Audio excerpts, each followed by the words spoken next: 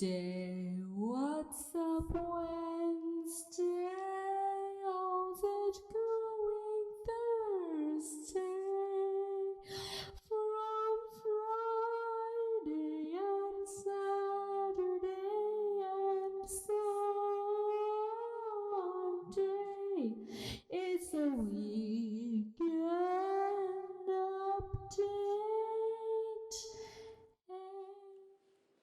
Okay, so we are currently in our apartment in New York, and apparently we're supposed to be staying inside.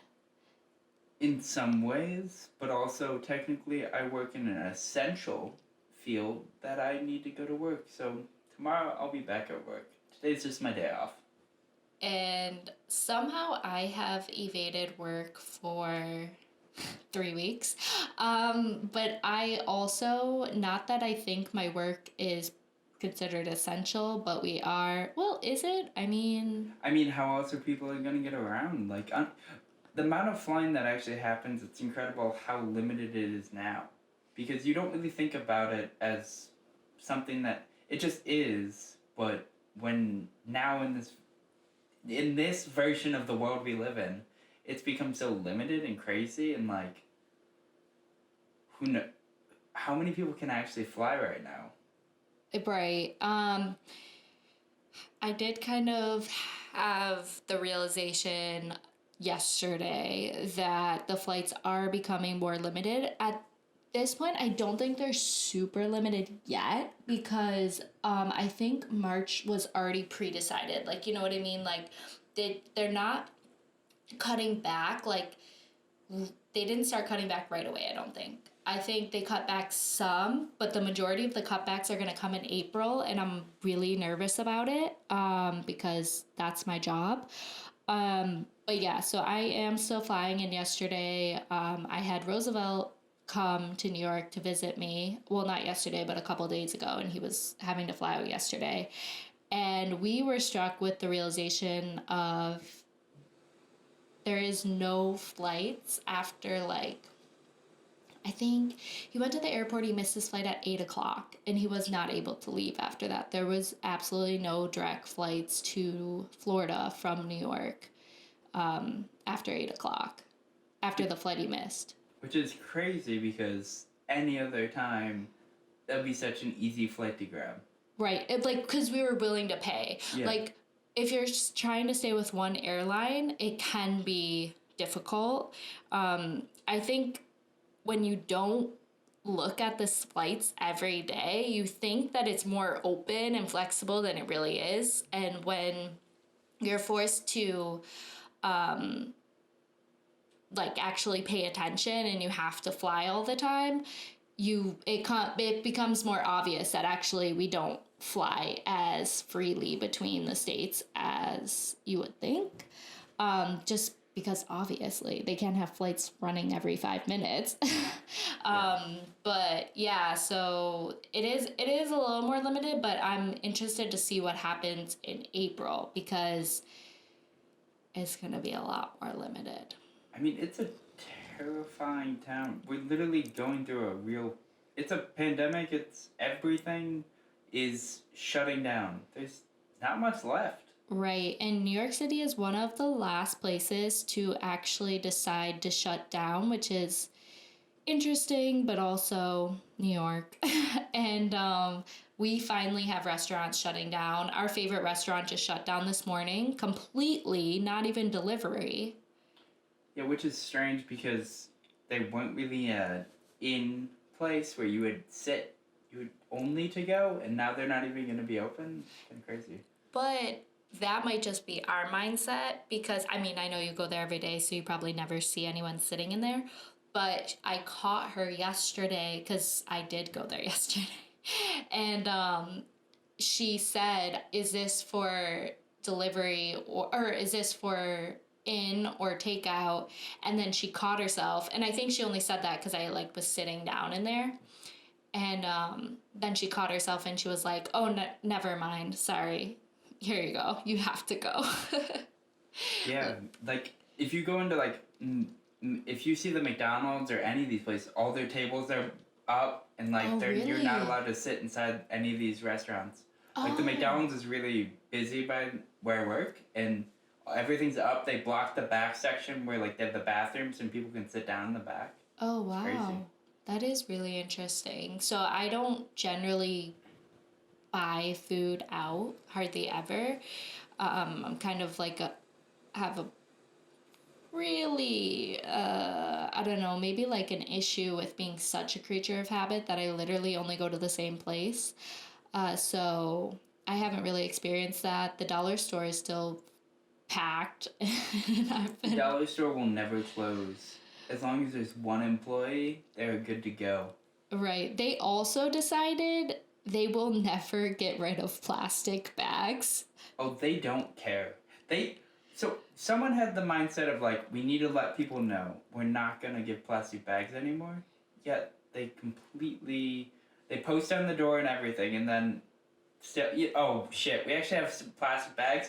I have a Okay, year until we supply run left. out. Until we Right. run out. Which they are not running out. I really don't see that. They are triple bagging you to try to get rid of these bags, and they still have so many bags. So this was supposed to go in effect last year, and then the bill didn't pass. So everyone in New York knew that this bill was gonna come. So even at my work, I work at Target, and they have been doing this for a while, like actually knowing it's gonna happen. So they do limited orders on bags, making sure that we don't have an oversupply of them. Right, because you will be fined. Yes, you, yeah, and they don't give up. But again, But this is probably the area we live in. No they- one cares. No, they have never cared. That place should be shut down for a fire hazard. But let's not talk too much about that because I love it. I love everything about it, and we don't actually want them to be shut down. But they should be. Right. But that's where we buy all of our groceries and living and everything. Yeah. People actually were weirded out when I told them I go to the dollar store at my work. They were like, "Oh no, you shouldn't." I'm like, "No, the dollar store is life." Maybe they don't realize that it's a Dollar Tree, and that's very different from Than a 99 cent cents. store. Very Yeah. different. Very different. Yeah, no one should go in a 99-cent store. That's a ripoff because that's not a 99-cent store. They have fucking Yeah. like katanas or something for $1,000 on the wall. Right. What the hell's going on there? But I don't know if we actually specifically said that everything we're referring to has to do with the coronavirus. COVID-19, you mean? Yes. Whatever it's called. Yes. And I've actually been trying to avoid all news of this and just, keep my mindset very positive. And every time I allow myself to let in the noise of the reality of the situation, or at least the reality that the news is trying to put out there, it gives me a lot of anxiety. And I feel like I might have corona. I think we all have corona, and we are all dying. This is awful. I mean, they did state very clearly that people our age are not really in danger. But then also today, I read some horrifying statistics where they expect us to hit the peak of this pandemic in 45 days in New York City. They expect that they are going to need over 60,000 hospital beds and 18,000 ICU beds, which are not like people our age that are healthy that are that have to worry, but also I guess we do need to calm down and worry a little bit because we're going to kill all the old people. Or not even old, like over 60 years old is not old. I work with people that are over 60 years old every day. Yeah, and it is some young people that have compromised immune systems that are We know plenty of people with compromised immune systems. Yeah. So that's also true. But I feel like anyone I know with a compromised immune system that is close to our age has like not left their house in like 2 weeks. Whereas people that are older don't seem to have the same concern. Yep. Oh, 1 second. I got it.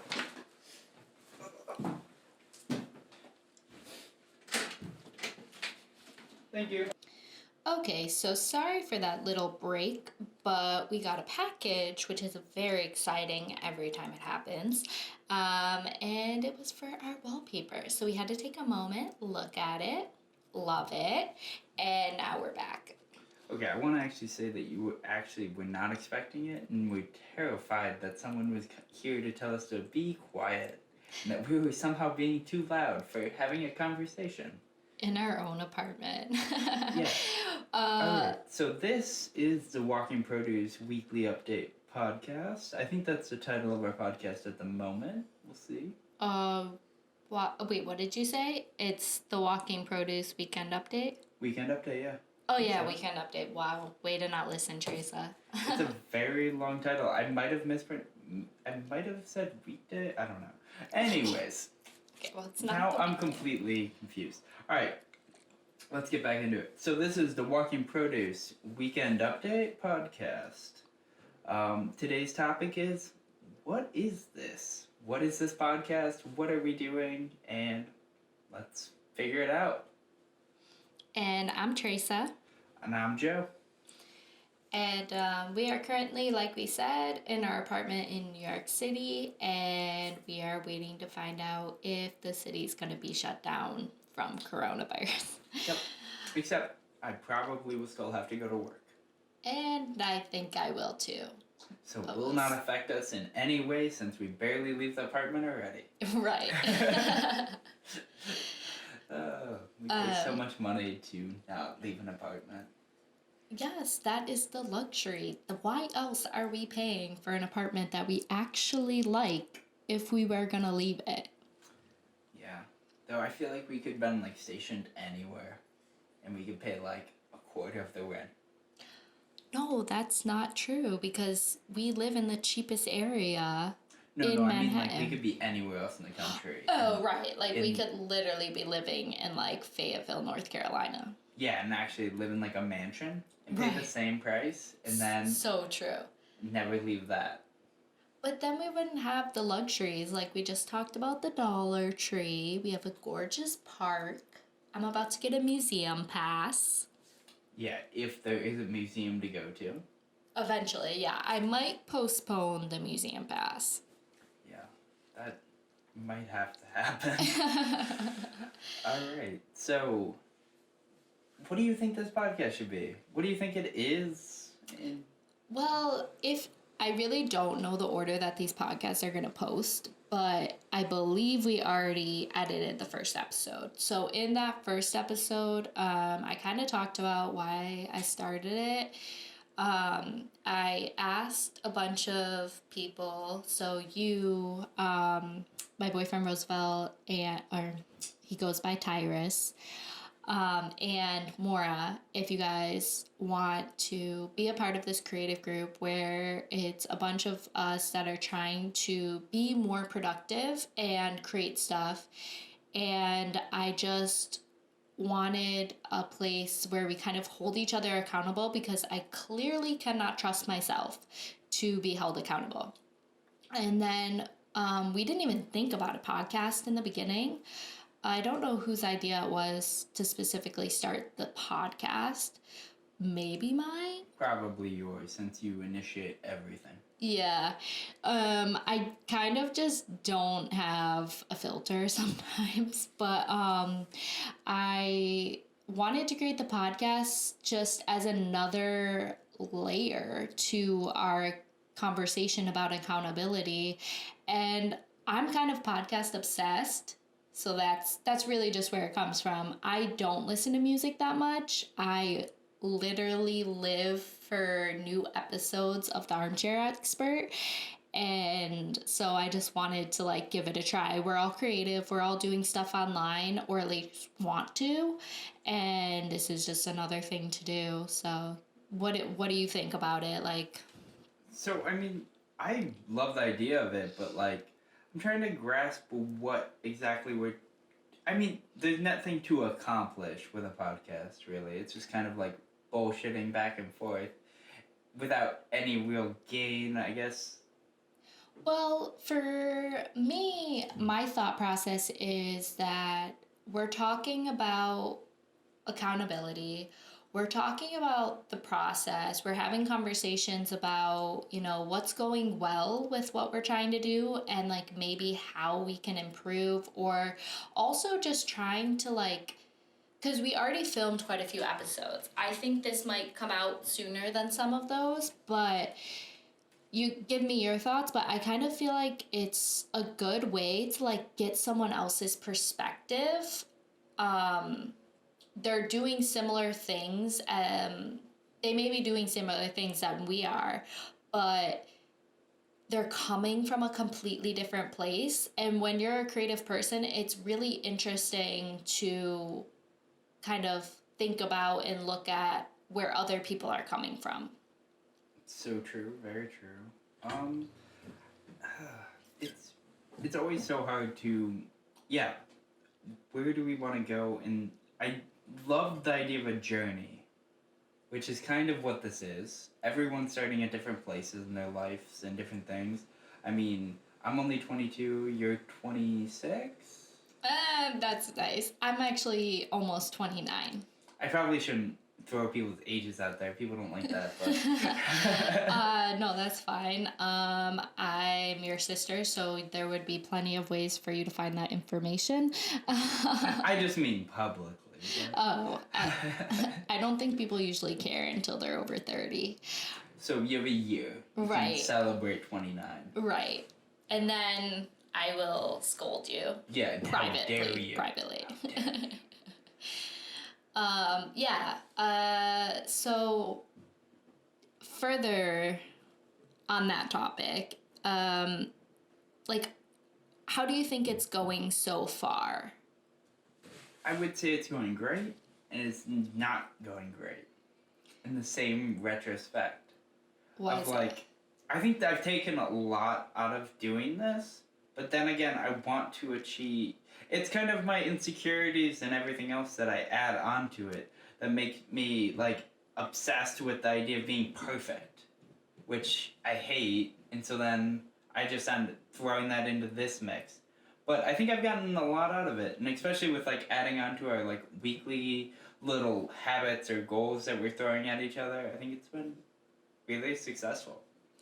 I agree. I definitely think we are just at the beginning phases. So, like, it still has a lot of developing, to like figure out what exactly we're doing.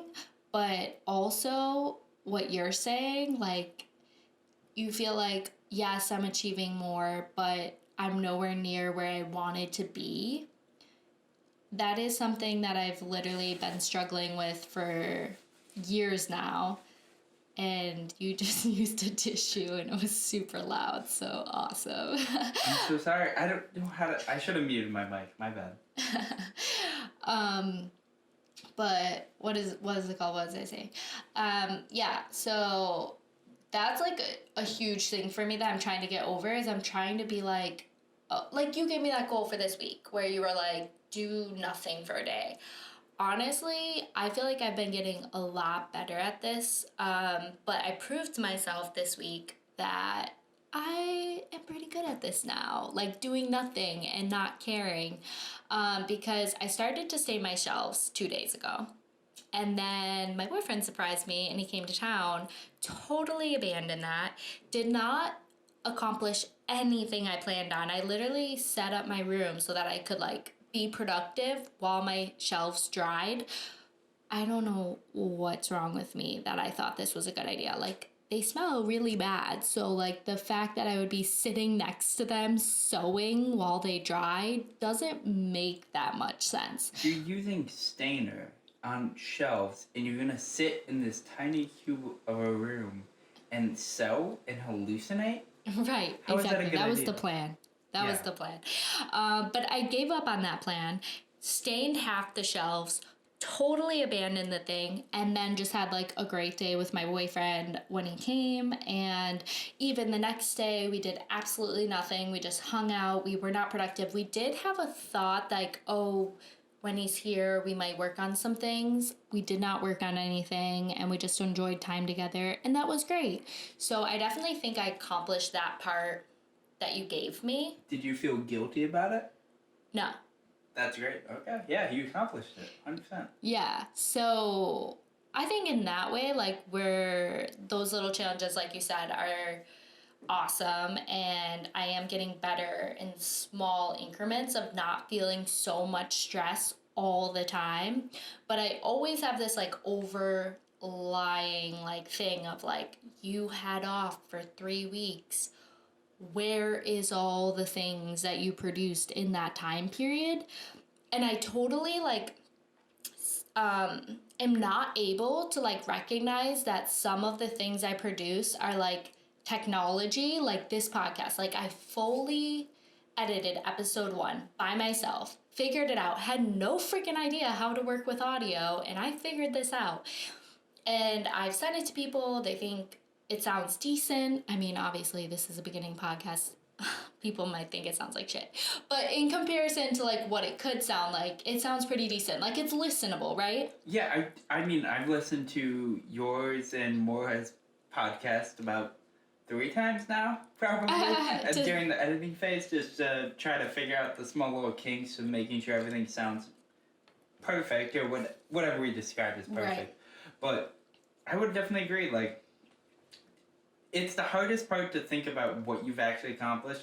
It's almost like looking at your, like, the last year, and you think about, I had all these goals, all these different dreams that I imagined I would get done by the end of the year. But if you actually listed everything you actually accomplished, it's like, holy, yeah, my God, wow, I did so much that I didn't even expect to do that I accomplished. right. And that can be from just, like, just a great day that you had. Or like we always like to look at like what we haven't done. So I always look at, oh, I haven't sewn enough. I haven't finished this one project that I started.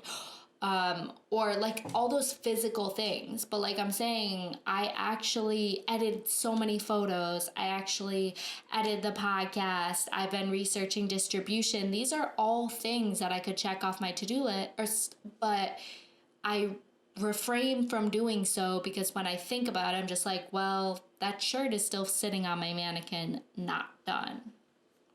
So I think a big thing that maybe both of us need to do is every time is at the end of the week we should write down everything that we actually accomplished. Right. Just to show we actually did do, this week wasn't nothing. Right, for sure. That's very true. I did finish almost 2 full seasons of The Marvelous Mrs. Maisel. That's an accomplishment.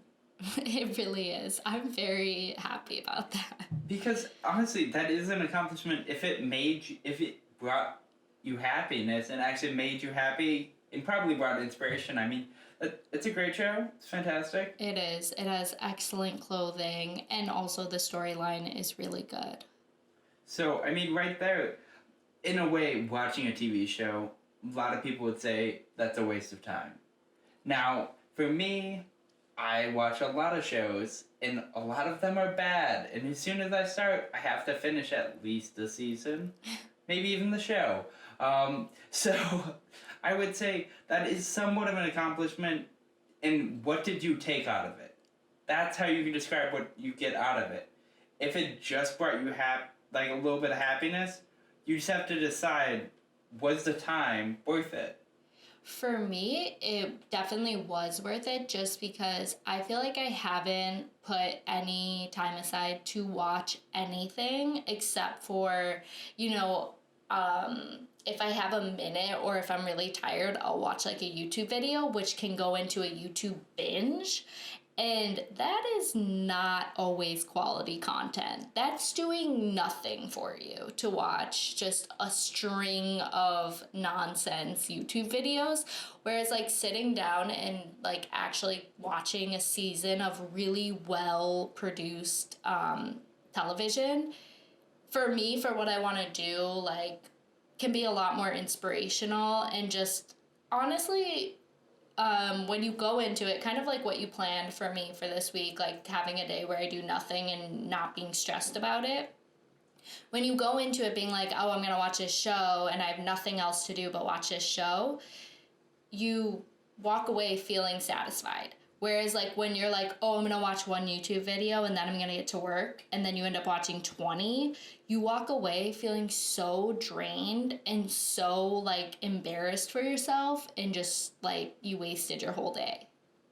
I agree. I literally think I think it's all about deciding that what you deserve and what you want to accomplish. So every once in a while you do deserve a moment to actually enjoy yourself and just watch a show and just let your brain turn off for a minute. And maybe you take a lot out of it, maybe you don't, but at least you're allowing yourself that moment, and then you can get back to your goals. Yeah, for sure. I agree. So back on the topic of this podcast and what exactly it is.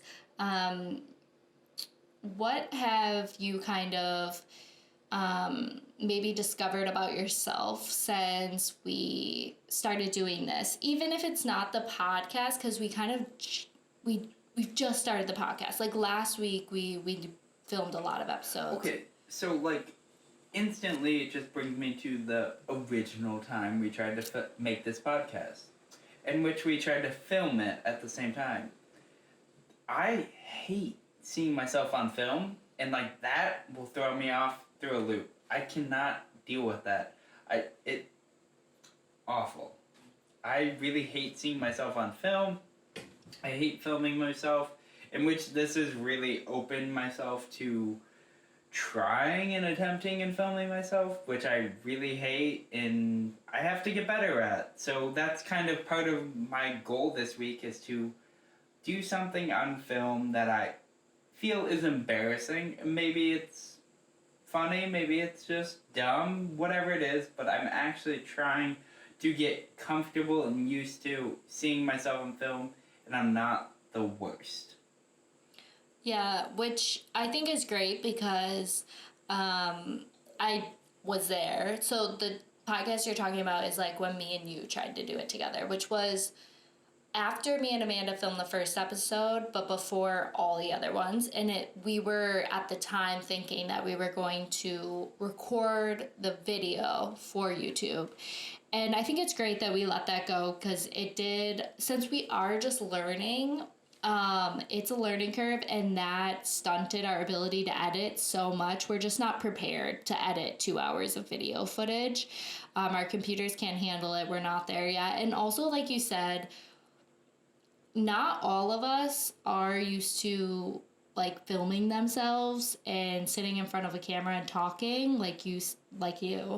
I kind of am, because I'm a weirdo and I just enjoy doing that. But it made the podcast super uncomfortable because I was super confident, and then you were super uncomfortable the whole time. But also, in that sense, you've been doing this for a few years where you've just been filming yourself, never publishing anything. Right. Just filming yourself.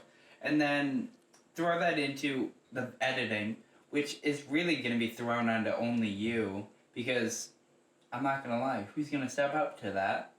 Not many, which I think is what I really want to take on, is trying to edit these podcasts, because I want to lighten your load, and this is what I actually want to accomplish, is figuring out how to edit audio and actually somewhat be an audio engineer. I don't know, you know what I mean? I really want to understand it and really work with it. So right. I think that's my intention with this. Which is great. I think that will be really awesome if you can hone in on how to properly edit these, because I'm going to be honest, if we're talking about how this podcast exists and how we're making it happen, it's all trial and error. And I'm the type of person that I don't really pay attention to the details. I pay attention to the details, as in, if I'm looking at it, if I'm listening to it, I know that's wrong, this is right. But I don't know how I got there. I just keep fiddling with things until it works. And we probably should get someone that actually wants to properly learn it to be involved, because I made the other one sound good, but I really can't tell you how I did it. Okay, well, that's good to know. Yeah. But yeah, so going forward, I really hope to be able to take this. And I think we talked about literally the idea of like how I would be the worst at editing something I am on due to the fact that I hate myself in a way. Right. So I would probably edit myself out. Right. Which is, I would say, true. But maybe a good way to start, instead of editing a group podcast to start, if you edit this one with me and you literally cannot edit yourself out of the podcast, or it will be an hour of me talking straight. I could. Right. I think I could. But I shouldn't. I really shouldn't. No one else will want to listen to it unless they love me. So you would want to listen, probably. Right, exactly. And then Roosevelt would want to listen. Right. Maura would love to listen, probably. Okay, so you know all what, of the members will, yeah. Yeah, you would have an audience, you know? Perfect. There you go. So you need to worry about it. Trying to figure out, like, what do we want to accomplish with the topic? And, like, in a way, I hate the idea of what this podcast is. Creatives trying to discuss how to be creative and trying to work on the goals. It sounds pretentious.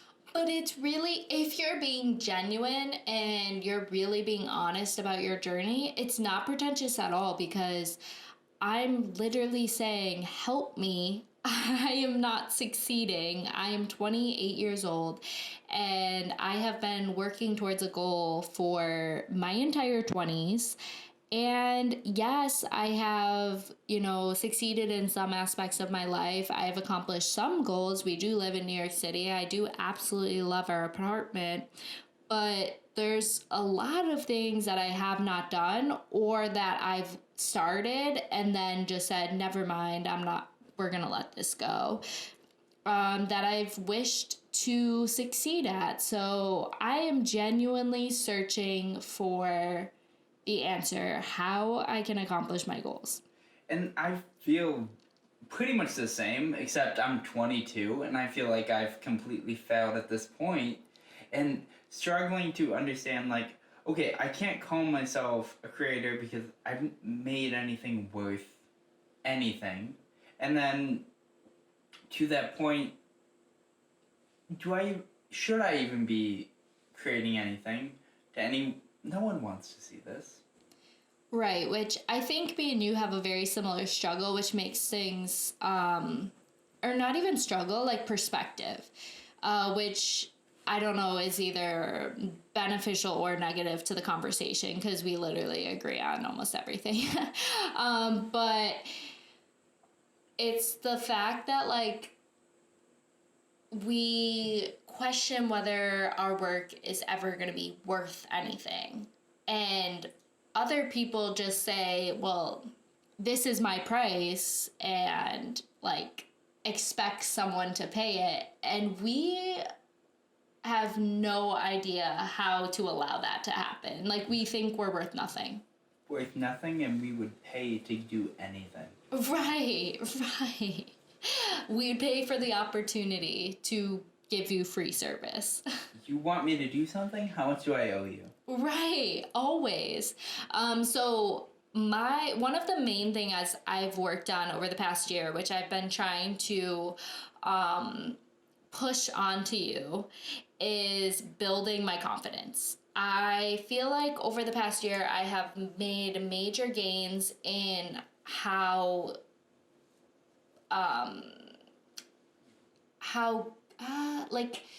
maybe how I come across to the world, maybe how willing I am to put my work out there. I think that's the main thing.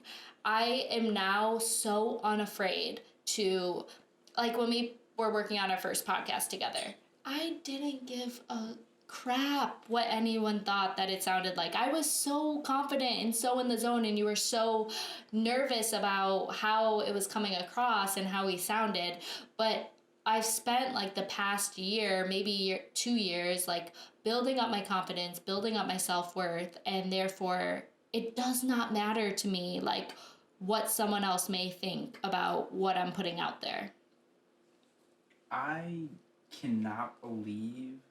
Okay, so how I think is literally. My head is so fucked up that I will literally just constantly think about what would this person that I met in elementary school think about this? See, that is crazy, but I totally get it because I felt super free when we created the new Instagram account and the new YouTube account that like no one was following yet. And okay, yes, we had to own the day and we had to be really like present on our day on Instagram and stuff. I never post on social media. I have followers, not a lot at all. I'm not trying to make it sound like I have a lot, She's a bragger.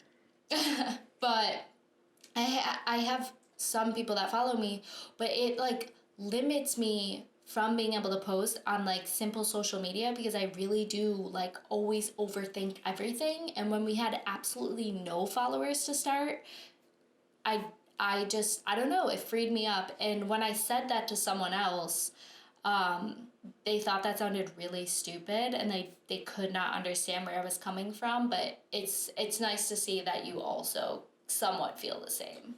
But I mean, we kind of fall from the same tree. You know Right. what I Well, mean? that's Like, very literal. Yes, yeah. we do. I mean, so we are this. We're very similar in the sense that we like. I don't post. I haven't posted anything in years to any of my social media accounts, and it's been really a radical shift having to take over Thursday and actually post. And I feel like I'm not doing enough, but yet I'm doing 200% more than I ever would have done on my own. For Even sure. Probably more. But do you feel free to post more, or do you still feel uncomfortable? I still feel uncomfortable. No, I feel uncomfortable, but then again, I shouldn't, because the only people that are looking at it are you guys, and then maybe one or two other people. Yeah, we literally have like us and then 2 other loyal followers. Thank you guys.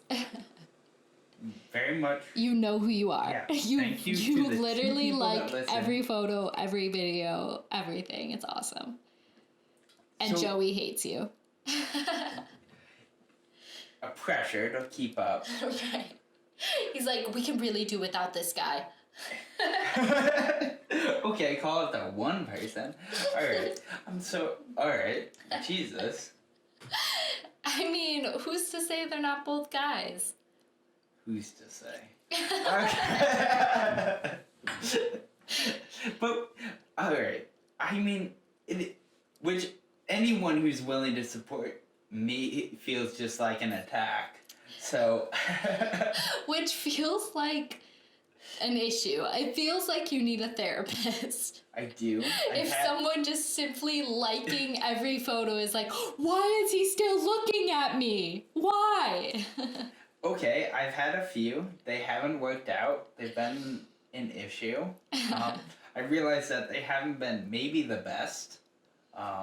No, I vaguely remember you mentioning someone who consistently wanted to try out her new like concepts on you and was like really pressuring you to try new things simply because she wanted to practice it, and that feels a bit awkward. That feels a bit one-sided. Yes, in a way, maybe I was helping her more than she was helping me. But she felt like she was rejected a lot. It was pretty apparent. So I just wanted to offer the ability, we have a decent relationship after 2 sessions, going on to the third. So maybe I should be willing to be hypnotized. Right. I don't really believe in that. But sure, maybe the idea that you have a dog in your therapy session that is really needy, more than the person in your session, that needs to be petted and by the person who's getting therapy. But you know what? I have to look past that, and I did for a while. Which I don't know if you heard on the latest, that really reminds me because I just listened to this earlier today. But on the latest Dax Shepard episode, he makes a joke like that where it's not his joke, it's someone else's that he's repeating, but it's about like people in like management offices that have like giant dogs and they're like, "Oh, are you not a dog person?" And the person is just like, yeah, I'm just going into anaphylactic shock right now, but it's fine. It's fine. Because, like, dog people are so unaware of the fact that, like, yeah, no one, like, or not, sorry, no one, but, like, not everyone likes the things that you like. Not everyone has to be okay with having a dog in their face that they don't even know. So that's the issue, is I like dogs. I eventually, most likely down the road, will probably have a dog. But I don't like strangers' dogs because I don't know that dog. They could be dirty. I don't care about this dog. No offense, but it's a dog. It's not a child. I don't need to feed attention. I also don't care about random children. Like, I do not want to pet a random child in therapy. Okay, well, that's a real fucked up situation, okay? If someone has a child in the room while you're in therapy, that sounds like a nightmare. And that, you should leave. If you see a child sitting in the corner of a therapy session, it's okay. Walk out. I couldn't get his dad to pick him up today. Just ignore him. It's fine. He's quiet. He's coloring. Don't worry. That's when you literally have to go, do you need some help today? But the problem with your therapist is she would say, yes, I do. She would not. She wouldn't, but she would clearly need help. There was so many issues with that. Like, both therapists, I knew the first therapist that I had some real issues. I mean, every time I talked about anything, like, I would say, I'm a youngest child, and he would... Yes! And be like so over dramatic in every little detail that I would tell him, and then I would be like, and so when I was like 8, I moved to Florida, and it would be these huge gasps that were just like unnecessary, and nothing happened yet. Nothing. I haven't gotten to any tragic moment. Like, this isn't a new discovery that I didn't know about. Right. Like, I moved. Yeah, I was the last child to be born. Right. What new discovery can I get out of this? So I knew that guy was not the best. No, and then he's far from. And he was a little bit much. He talked about how he could have been a great cult leader and was very proud about it. Okay, wait, what? Why? He said he was a really good speaker, he could convince people of a lot of things, and he said, I don't want to be a cult leader, but I know I would be a great one. Okay, that's a really good line. Let's just set that aside for later. I don't know why. I don't know how that was important to my growth and development as a 20-year-old. Is this his introduction? It was definitely in the first session. I'm glad you went back for another. I went for like 4? Oh my god. This is the problem with minors going to therapy. So, like, there was that. He would tell me about how he would honestly, I'm thinking about, I know a lot about this guy, which makes it sound like he must have talked a lot in these sessions about himself.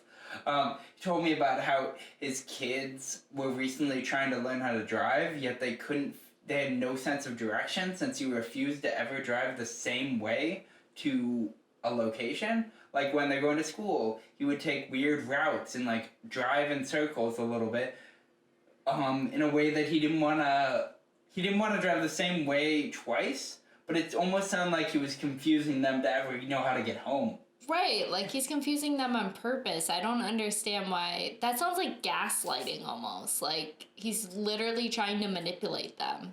Yeah, like I said, this man said he'd be a great cult leader, and I think he was doing that on his family, maybe? Right. I don't know what was going on there, but he did say that he was, like, driving in weird patterns and things every day. He would never drive the same way, which led sometimes to driving in a circle to get to a location, just so he could experience something new. And his kids had no sense of direction. How old were his children? Because I can just imagine, like... They were in high school. I don't understand. Imagine you live, like, 10 minutes from the high school, but then it takes, like, an hour to get to school every morning. I don't understand. I mean, maybe we just lived super close to our high school, so there's no way for that to be a thing. Like, you would literally have to go backwards to go the wrong way to our high school.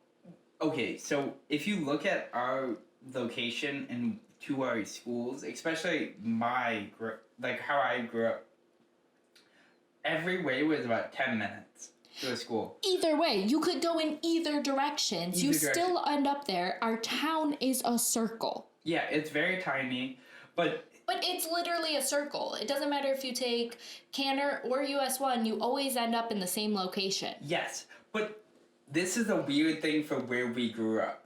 Like, middle school, or like elementary school, I lived right down the street from. Yeah. If you went any other way to that place, yeah, but if they went a different way, they would literally be going the opposite direction. Opposite direction. I feel like even in second grade, you'd be like, dude, where are you going? But if you didn't realize, like, if you only went the quickest route once, you would never know that you weren't going the correct route. So I could definitely see this, like, when you're young. Because, like, I grew up in a different city than I lived, like, my high school and college years. So when I went back there as an adult, I was like, wow, it actually only takes less than 10 minutes to get somewhere that I used to think was in a whole other, like, state. It felt so far away. It felt, my parents made it sound like, oh, well, you can't go there tonight because that's a really long way. Like, we'll never be able to make it there tonight. It would take us all night to get there.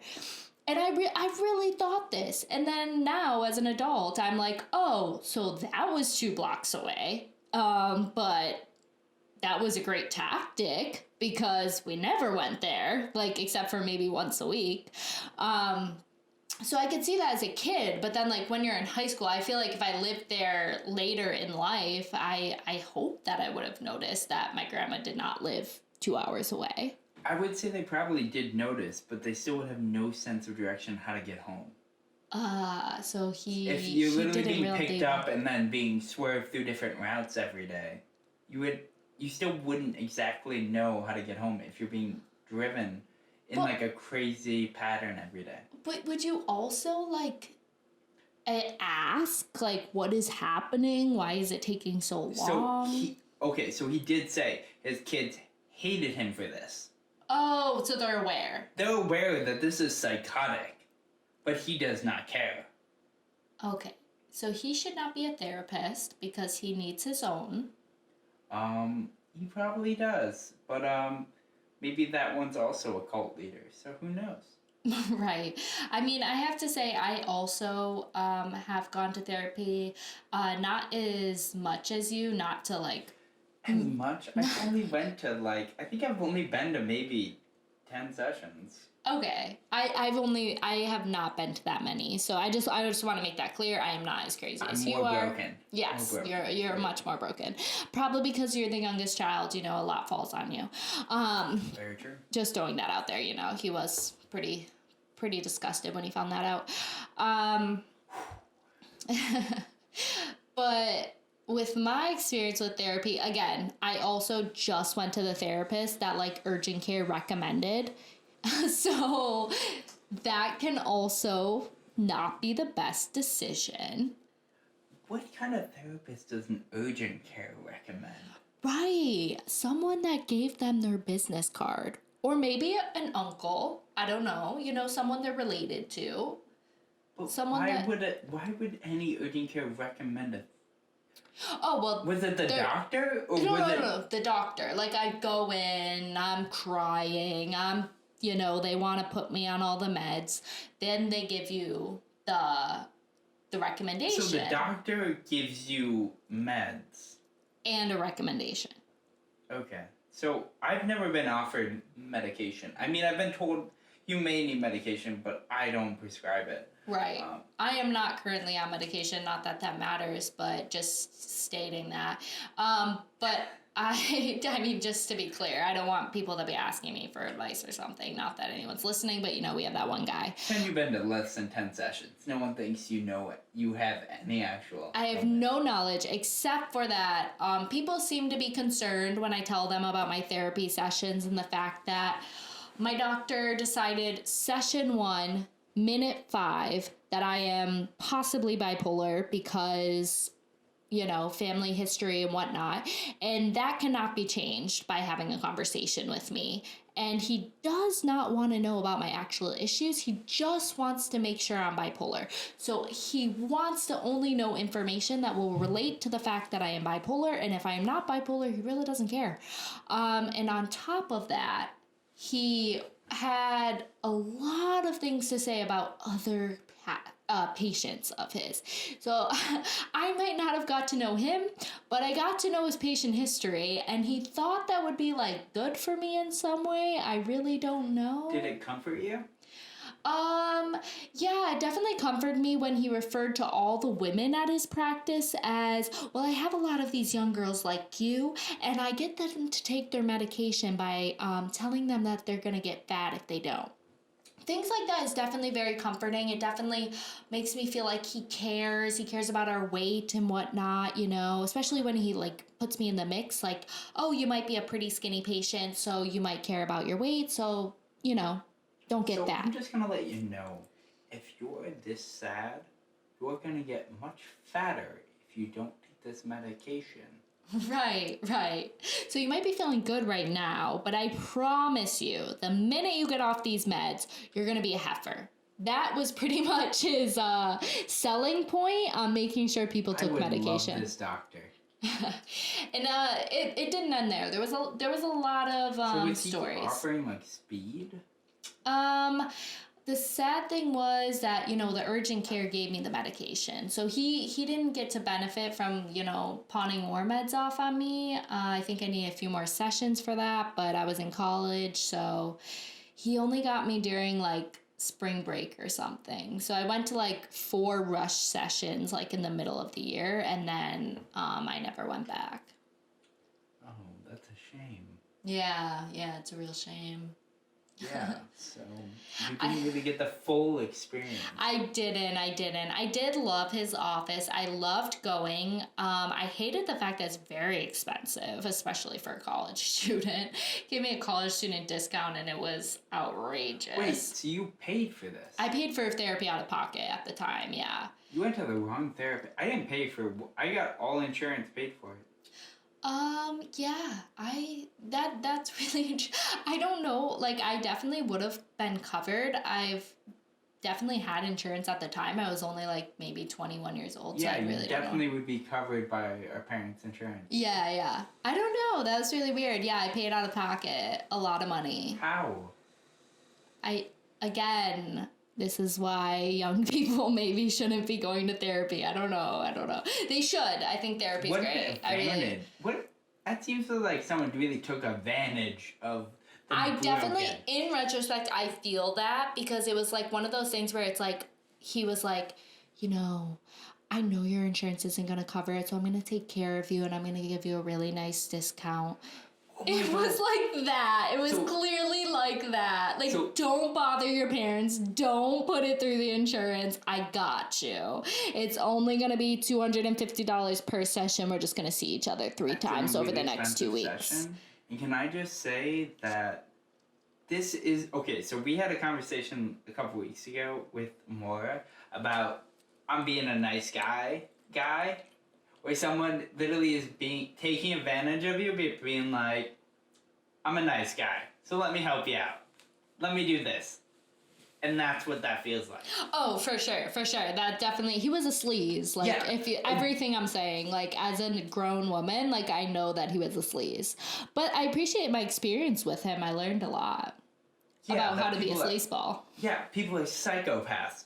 Anyone that says, hey, I'm going to help you out here, I'm a nice guy, is a terrible person. Right. No one is the nice person. It's let me help you out. Don't bother anyone else with this.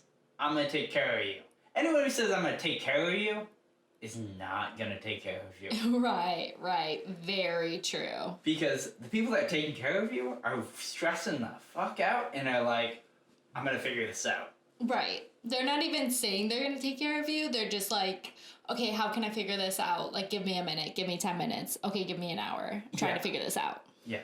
No one's like, I'm a nice guy, so I'm going to take $100. Usually I charge $500, $225 today. Pay me in cash under the door. Right. It's like, I know you have garbage insurance. I didn't have garbage insurance. I was covered by my parents who have worked their whole life to have decent insurance. You have actually great insurance under our mom, who's a teacher, right, who's in the union. Right.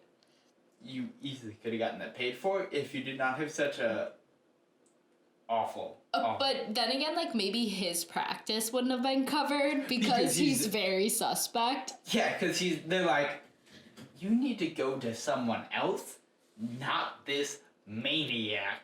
Hole in the wall. Who literally is not actually, he doesn't have no degree. Right. Who even knows? Who even knows? This was actually the doctor's brother who dropped out of community college 10 years prior. Right. For sure. At the age of 35. Right. But yeah, I don't really know how we got on this topic and started talking extensively about our personal therapy lives or how that relates to the podcast. But they're very interesting. So we've had some moments with therapy. Probably should both be in therapy, but we're not. Definitely should be in therapy, but again, we choose living in New York City instead. Yes, which probably is not a healthy response to that, but it is what it is. It is, yeah. So, let's get into what is this podcast. So let's just talk about structure-wise, because I mean, honestly, we have this idea about what it is. Like, we're gonna do like we're just gonna start a conversation, try to be as fluent as possible when we get into it, do an intro, then we'll start the actual conversation as your phone dings. Sorry. No, you're fine. Then we're gonna get into what it is and then going off on a million tangents until we try to find our way back to it. But do you think there needs to be segments in this and like actual like structure to it? I am kind of okay with like the structure we have. You did talk to me the other day about possibly having like more of a structure or at least some sort of conclusion or some sort of segment, I guess. The reason like I am like, honestly, I don't care either way is just because a lot of the podcasts I listen to are interview style. So I don't listen to many that are just like back and forth people, the same people coming on every single episode and talking, except for the end of Armchair Expert. But I feel like that podcast is still very structured because the only reason Monica and Dax are always on at the end is because they're discussing a very specific topic. So I guess I just don't know enough yet about podcasts where the same people come on every single time because it's always an interview, like the ones that I listen to. Which definitely, like, Armchair Expert's probably the most I would say actually the most unique because it really is, like, compared to Rogan or a lot of other podcasts out there, every week you come back to learn a little bit about Dax Shepard and Monica, what's going on in their life. They kind of reflect on what happened in the previous podcast, but then again, they also dive into a lot of personal stuff and a lot of different things that are going on between them. Especially a lot of personal stuff with Monica, it seems like. Right, she has a lot of things to say. But also she doesn't get to say them during the podcast where Dax gets to express every little thing that's possible. That's very true. I would say 90% of his interviews are interviewing himself with a guest. That's very true. Actually, that's a really important point, distinction to make. that he gets to kind of talk about all of his stuff during the interview. Monica doesn't say that much during the interview, so like her real time to like express herself is at the end of the podcast. With the fact check, yeah. Yeah. Yeah. So I have one thing I wrote down, which I thought we could talk about, which is very interesting. I don't know if we discovered what the conclusion of what this podcast will be. Only time will tell. I think we kind of, I don't know if we got anywhere with this, but I think it was interesting. Something I wrote down was the definition of something that we kind of talked about in our original attempt of the podcast, but I think it's actually really interesting, and I think maybe you have some kind of take on it. So I wrote down the definition to insecurity. Okay. What would you say the definition of insecurity is? Oh, you're testing my dictionary references? No, not even testing you in the dictionary. What do you associate with insecurity? I think to be insecure is to kind of feel an inability to be yourself and to feel like you don't have worth in the world.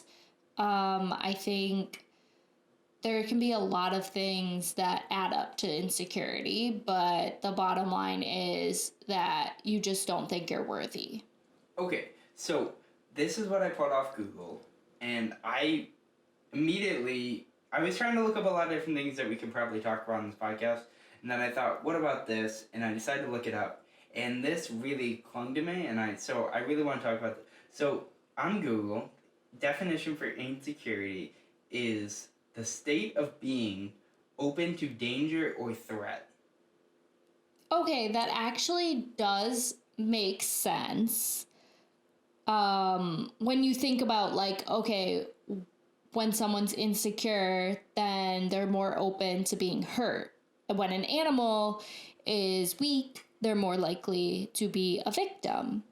But what did you think when you read this? Like, did you agree with it, or did you feel like you didn't agree? I 100% agree with this quote, because it being insecure is not something you're plagued with. It's something you're plaguing yourself with. Right. You're allowing most people walk. Well, I say most people, but I am not most.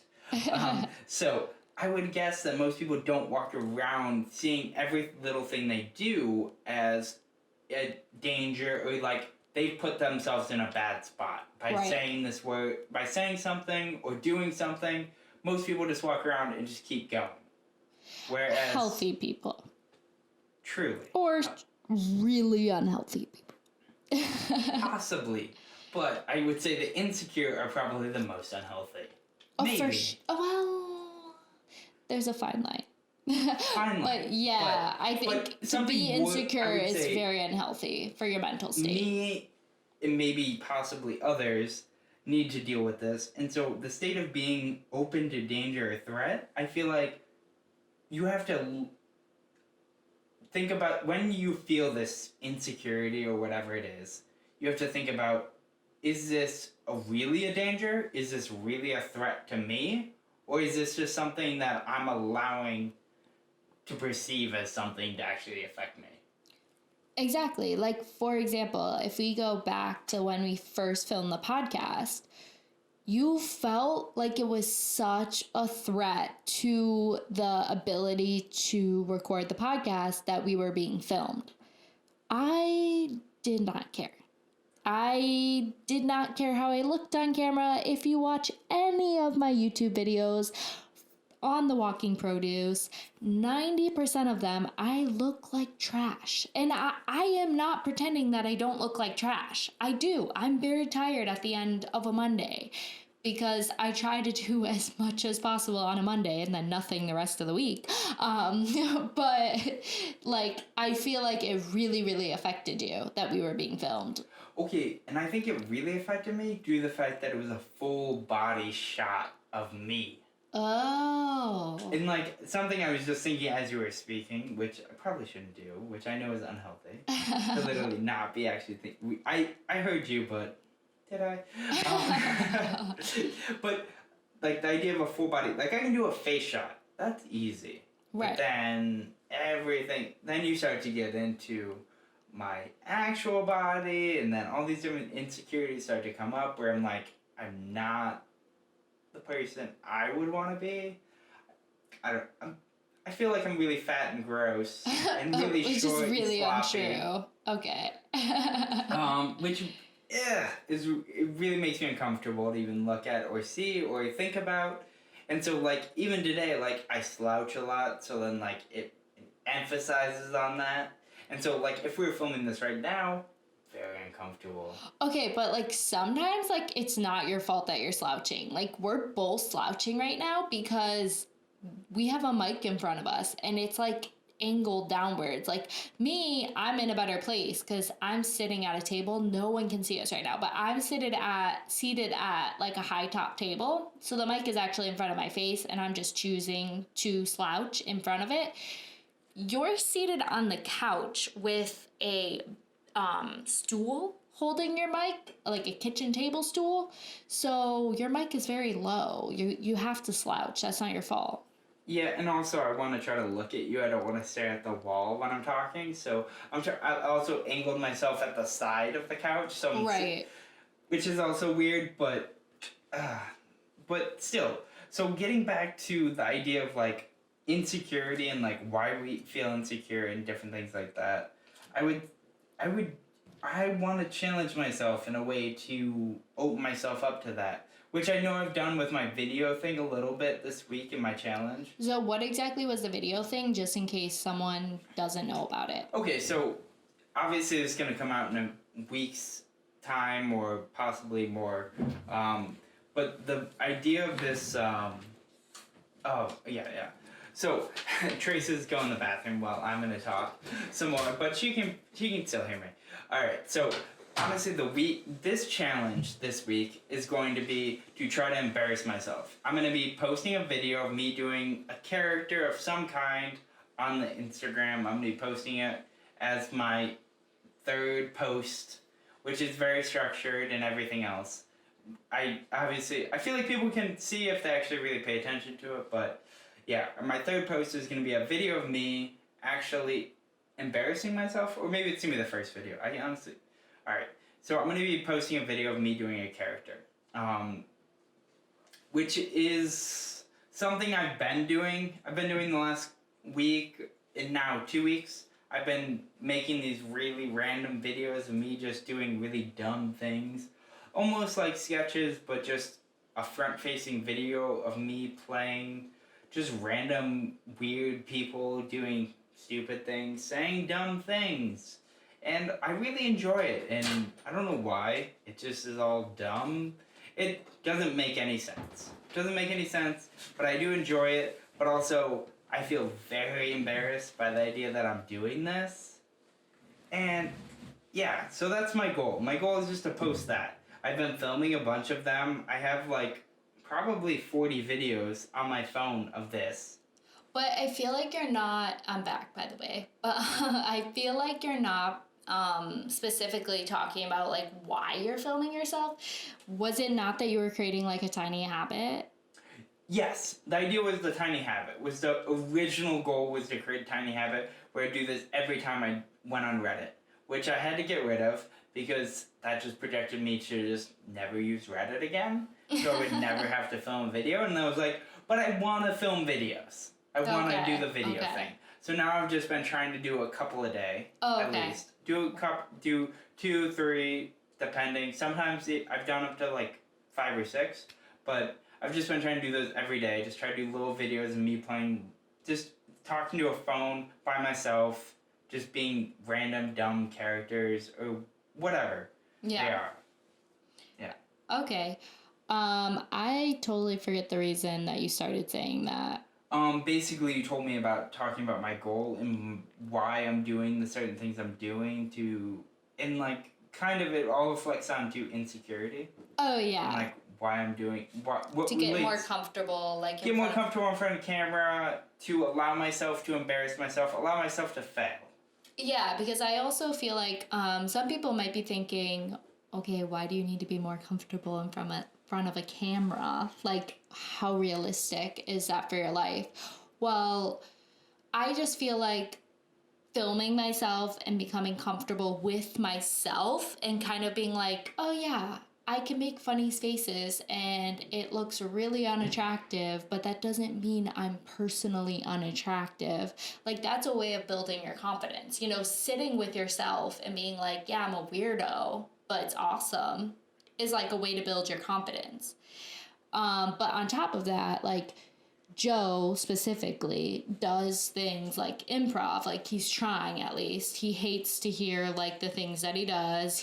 It makes him uncomfortable, but like, you know, if you're not even comfortable being on camera, I feel like that's going to reflect in your stage presence. The more comfortable you are, like sitting in front of yourself and being weird, probably the more comfortable you will be in front of other people. Do you think I'm right, or what do you think? Yeah, 100%. I mean, the two notes that I was given after the most recent class I just finished was I need to work on acting, and I need to work on my stage presence. Huge things. I mean, both kind of make sense to me. I took no offense to either one of these comments due to the fact that I have no training in acting and I have no idea how to act. Right. And then that was the second time I've been on stage. Right. And I think the first time I did a better job on stage, but also this time just felt like a lot more pressure. Do you think it bothered you that I was there? Me and Roosevelt actually went to the event. No. I think if I would have went first, and then I wouldn't have seen you guys out there and things like that, it would have affected me. But like... Oh, okay. If you've seen us walk in late. Yes. We were late. I'm sorry. You guys were late. But I was the second group to come up, so I literally watched you guys. I was sitting in the very back row watching the first group go up, and so I saw you guys come in, and then like after that, I didn't notice you when I was on stage. I knew you guys were out there, had no present mind of you guys. I knew exactly where you were, but I completely neglected to ever look to that side. Okay, good. And so I didn't, as soon as I was on stage, I was focused on other things. Okay, cool. There was so much else going on that I didn't. I felt like I was very much intensely focused on it before.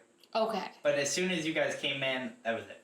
Okay. Because I also, just to note, I was very upset that we were late. It was not Roosevelt's fault, but like also he does not care as much about like being on time and stuff. Like he didn't realize like, you know, me and Joe are very similar. So like I feel like Joe's gonna feel the same way I feel, so I'm like, he's gonna know we're late.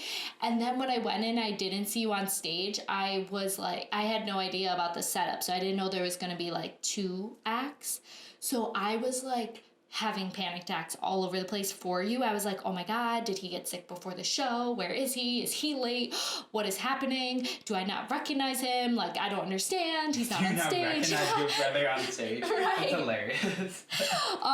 Because it was so confusing to me. I was looking all across the first row because it kind of looked like your teacher might have been in the first row. Yes, he was.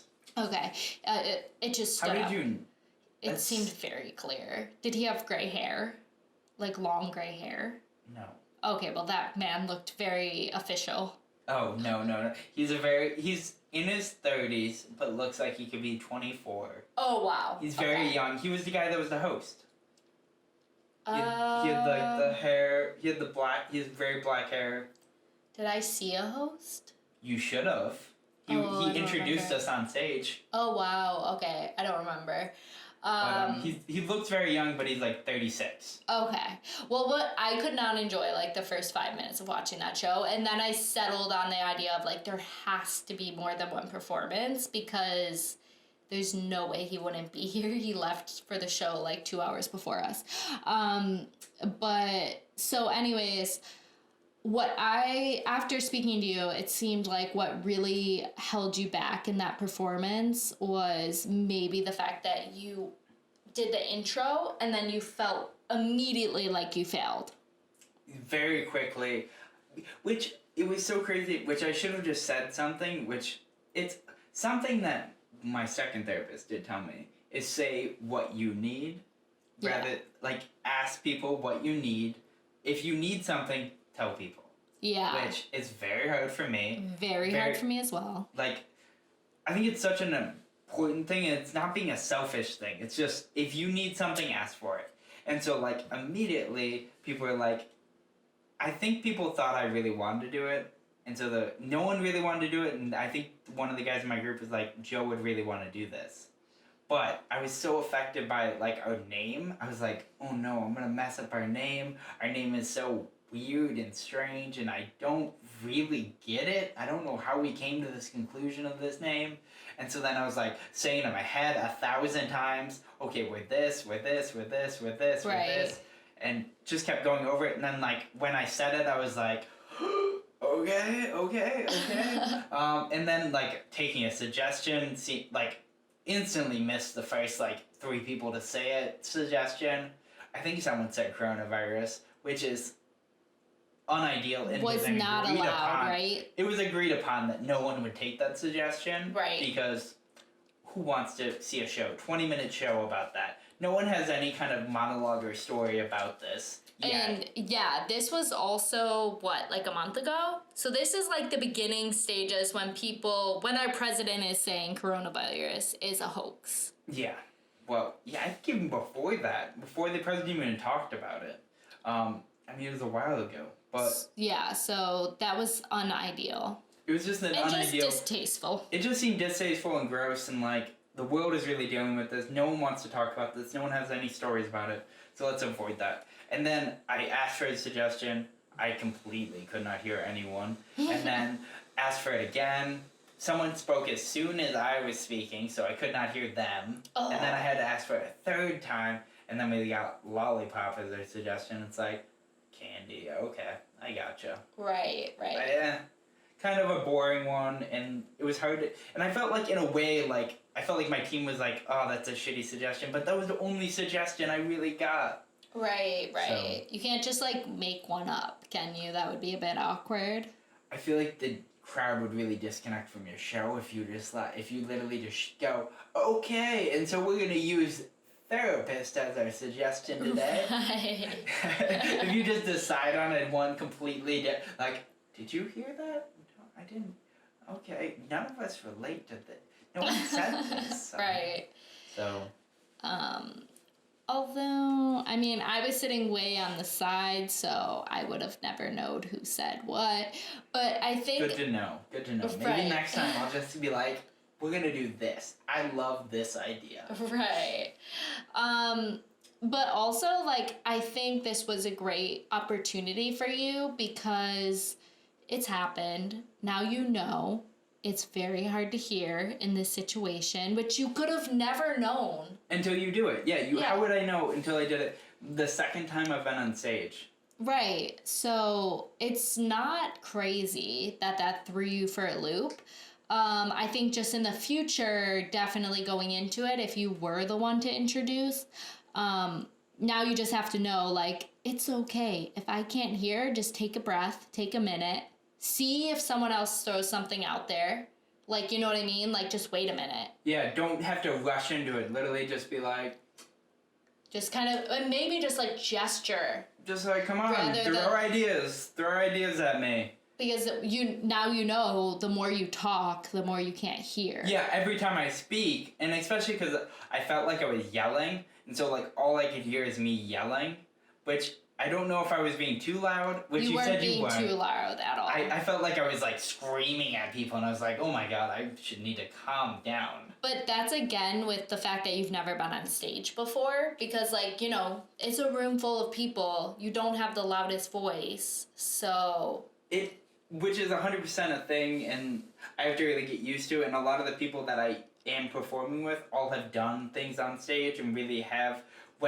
did the stuff maybe even just in high school or doing different things like that, so they're a little bit more used to it than I am. Right. And I am the youngest person on stage. By far. Yeah. By what, like 5 years? Yeah. Especially the last class, probably by 5 years at least. Yeah. So... It's a strange thing. I mean, it's not that weird, because you are very young. It just is weird when I'm in my idea of what I thought the UCB would be. Okay. Compared to what it actually is. Like, for some reason, I thought every person at NYU would be part of the UCB. Oh, okay. But they are not. I don't think they know what the UCB is. Okay. But do you think that's because they have their own thing? Maybe. Maybe they have their own thing. I really don't know. Maybe there is classes full of like really, really young people that are going to school there, but it doesn't seem apparent. But also, probably people are busy. Like, there's a lot to do in school to do also this extra activity during the week. Yeah, I personally, being someone that went to college a couple times or more, I can't imagine taking classes somewhere else while I was in college. Especially So- because it's midtown. It's not in downtown where a lot of the schools are. Right, it's pretty I far. went to school in Midtown. So, and I still wouldn't do that. But I actually went to school in Midtown, and you're right. NYU is so far compared to like where I went to school and where you actually go to school way far up from where I went to school. So never mind. You're like upper Midtown. Yeah. And I was in like Chelsea. Yeah, no, you're in way downtown. Because you're close to the village. No. That's NYU. I was at But you're 20 right I was above. I was at 27th. Oh, wow, okay. Yeah, so then I go to, like, where But my you're class at at 45th. Okay, 45th. See, but that's a lot higher. Or 43rd, something like that. Yeah. But way higher, yeah. And then NYU was far for me. NYU is way downtown. Yeah. In the Alphabet District, I think. Okay, I don't know what the alphabet is. Alright, You let's don't not care get- enough alright. about New York now. Jeez, every time people are like, Cooper Square, and I'm like, no. Is that a thing? Yeah, that's a place, I guess. And I Okay, think I've got been it. there. Couldn't recollect what that actually is, but I think I've been there. But how can you tell all these different squares? There's too many. But it's because everyone, like, in New York, not everyone. But I most mean, people live in their very they isolated. live in their borough, so then they know all those little elements of their borough. Sorry, I just smacked my mic. But they know all the elements of their borough. Like, I know if I'm talking to people, even though where we live, like, the park is pretty well known because it has, like, a really famous museum in it. Not everybody knows. If I'm like, oh, we live right next to Fort Tryon Park. It's actually just Tryon Park. It's not Fort. What? Who said that? No, when you read the sign, it says Tryon Park. It doesn't say Fort. Oh. I say Fort a lot of times. I don't know why. Oh, because I do. Because we live like Fort George, Fort Tryon. Fort George, Tryon Park. I swear it's Fort Tryon. I am positive it's just Tryon Park because I've said Fort Tryon. And like, people are like, what? And then like Tryon Park, and like, yeah, no, I know Tryon Park. I don't think there's a Fort. And I'm like, huh. And then I go to the park and then it says Tryon Park. Weird. It's Fort George, Tryon Park. Oh, that's so And then- weird. Dykeman Street, Inwood, all that stuff. Yeah. Which most people will know if you say Dykeman Street. That's Everyone the knows- most known thing. People are like, we love Dykeman Street. Okay, I've been on Dykeman Street. I don't know. People say you can buy drugs there really easily. I don't know about it. Well, because you don't buy drugs. That's very true. But also, like, people are like, that's the place to be. What? There's like a Nike shop and a GameStop and a No. Walgreens. There's like well-known like clubs and like I food want places. nothing to do with clubs and food places. Who has the money for that stuff? Come on. And I don't know how many times. I've been to a few restaurants in Dykeman. I don't want a hookah. You don't have to ask me multiple times if I want a hookah. I don't want a hookah. I don't know what that is, and that sounds gross. That's really funny. You're like, I don't even know what that is. I know it's some kind of smoking, but I'm pretty sure it doesn't get you high, and so I don't know why anyone would waste their time with it. It does make you feel something. I mean, Yeah, it doesn't get you high. cigarette. Yeah. So does a cigarette. Yeah. And I don't want to smoke a cigarette, and I don't want to smoke a hookah. Right. Yeah. So I think the nightlife though on Dykeman is very specific. There's probably going to be a lot of Spanish music, which is possibly not your thing. So that might be why you I don't are also not wanna leaning be in a towards club. that. I don't care to dance. Yeah. So there's that. They probably also dance at the bars. I don't know. I don't go out in our neighborhood. because I just don't go out in general. But if I do go out, I don't go out in our neighborhood. I more so like our neighborhood because it has a beautiful park. It has a very clean Starbucks.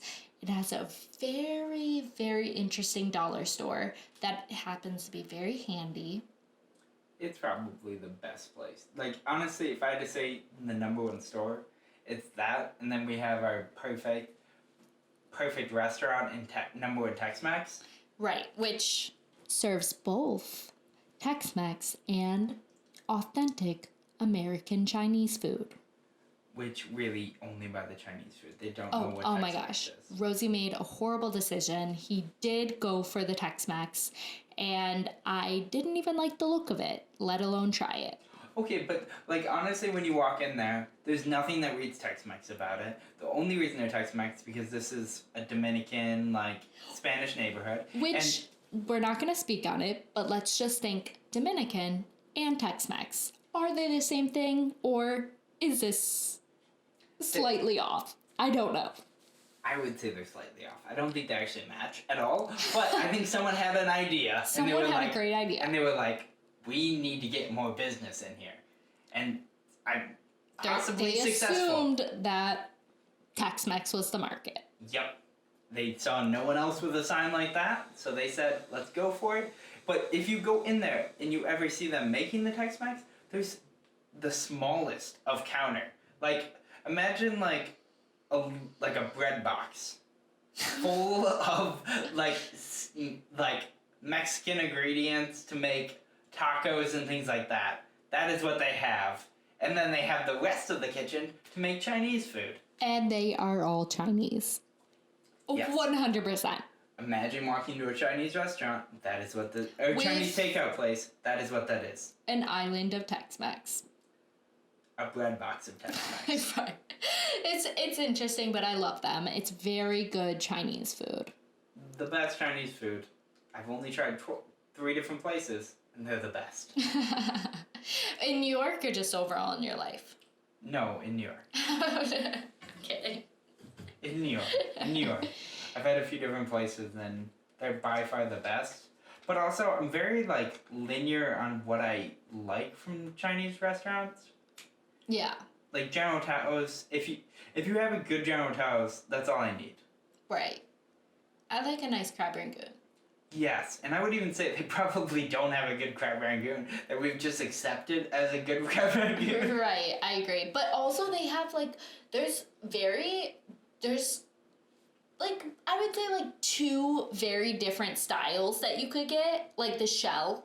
Yeah. You know, the wonton shell, or that, like, triangle-shaped shell. Oh, the worst. The worst. So, at least they have, like, the wonton shape, which makes, by far, like, a huge difference. I didn't actually think about that, but that's so true. That is kind of... Like, if you get those triangle ones, the big triangle stuffed just eating, like, shells... a fried cream cheese thing. It's too much cream cheese. It's just cream cheese. You're automatically disappointed. Like, you want it when you the best thing about a crab rangoon is you can break it off into 4 pieces and eat it. Okay, I didn't know that was the best part, but... Well, it's so like, you're getting the crunch. There's a lot of crisp. There's a lot of crisp to the cream cheese and, like, the crab and stuff. Yeah. But when it's like a jelly donut of cream cheese. Right. It's gross. Yeah. No one wants that. For sure. Yeah. I have no idea how we got on this topic either. I feel like we just keep going on random rants that just spiral out of control. Which was the entire idea of what is this podcast.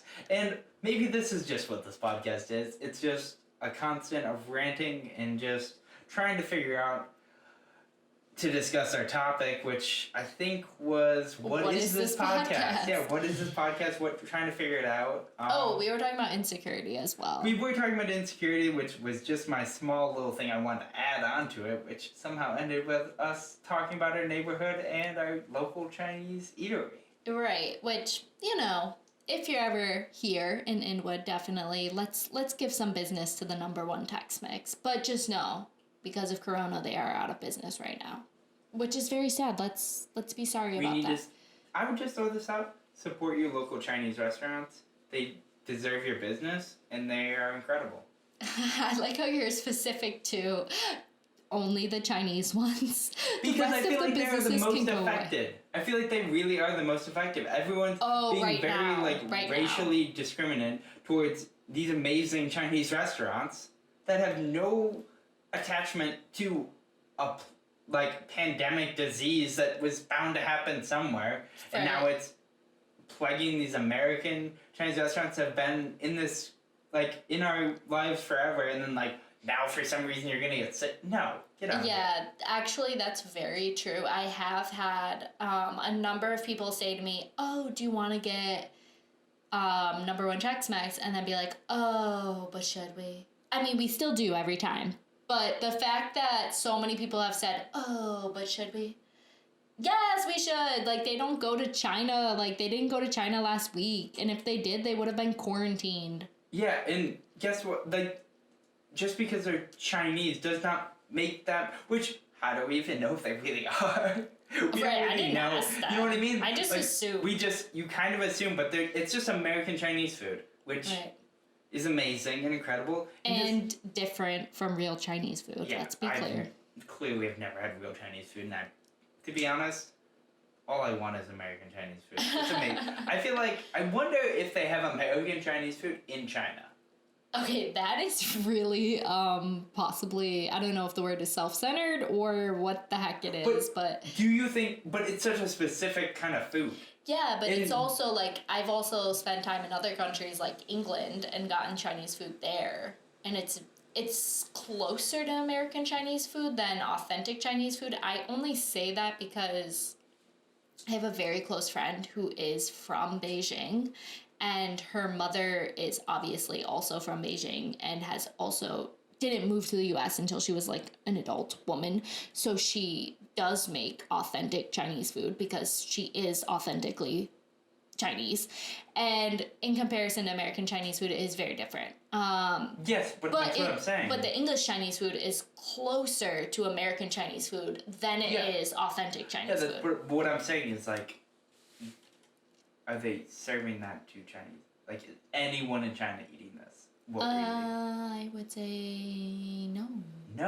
No one. I would say no. I would say no. They don't, unless there's an American Chinese food restaurant in China, like Americans make. Well, would they be American Chinese people? Because if you ever have non-Chinese people making American Chinese food, it is a disaster. Because they don't understand what they're making. They have no idea what they're adding because we're in our hometown where we're from. Mm-hmm. This is so unimportant, by the way, but just to state, in our hometown, there was a Chinese restaurant that one of my brothers, not you, brought me to, claiming that it was one of the best Chinese places he had ever been to, with his friend. And me and his friend and himself, we all ate there, and it was absolutely disgusting, and it did not taste anything like Chinese food. And then after we were halfway through eating it, they did let me know, my brother and his friend, that none of the people that actually worked there were Chinese. And that was very evident. And that was why it was $5 for a whole plate of food, which was the only thing they cared about. Okay, but you've also told me that you've done this previously at other places. That like, wasn't there a Chinese place by your apartment when you lived in New York previously that was like Noah's Chinese food or something? Possibly, but I feel like Chinese people actually worked there. It just had a funny name. It had not like as funny as our name. It had an American name. Yeah, it had a very American name, but not as American as Tex-Mex. Maybe that's just a New York thing. Maybe they just don't know how to name their restaurant. I didn't think about that before. That's really funny. But like, number one Tex-Mex makes sense to me because it's just these people that just are like trying to adapt to this neighborhood that they decided to run their business out of, but they were probably struggling in some way. Right. So they had to adapt, and they're like, all these people just love Spanish food, so we need to be Spanish food too, but not commit to it. Right. Because we'll be Tex-Mex because no one's a Tex-Mex. Right. Yeah, that's true. True and so wrong in so many ways. It's a mess. Yeah, but that's enough about food because I haven't eaten today. I'm so hungry. Right. Yeah, so I don't know. Do you have any other notes on... Did we get to the bottom at all about what this podcast is? I don't think we did, which is unfortunate, but I guess, how about this? In maybe like 6 episodes, maybe we'll have a grasp on this. Hopefully, also though, on that note, we've definitely filmed at least 6 episodes by now. This may be the second episode to come out, but we definitely recorded. Have we? Yeah. Because I've recorded 2 episodes with Maura. You've recorded an episode with Rosie. We've recorded 2 episodes as a group. Oh, those groups are a mess. Who knows? We have not heard them yet. I have not edited them yet, nor have you. Okay, I'm not gonna lie. I shouldn't put any judgment on anything. You shouldn't. This is a lot of You my... shouldn't. This is the same this thing is with part that of we the were talking insecurities. about insecurities about everything else. I shouldn't judge. I shouldn't hold anything. I think this was... I don't know if it was productive, but it seemed like a solid... It seemed fine. What, this podcast? Yeah. Yeah. I think maybe this one, I feel like this one was more back and forth than some of the other podcasts that we recorded. Yes. Possibly less monologuing to each other. Yeah. Maybe actually discussing things. So we'll see if that's good or not. We should definitely go into our last 30 minutes of review of this episode and everything we talked about. I don't think we have time for that. We're already... You don't want to do 30 minutes of just reviewing this episode and really breaking down what we just recently talked about? No. Did we do that in a previous podcast? Because that sounds horrendous. Oh, okay. Okay, we don't have to do that. What I'm is just happening? joking. I'm just Oh my fucking- god.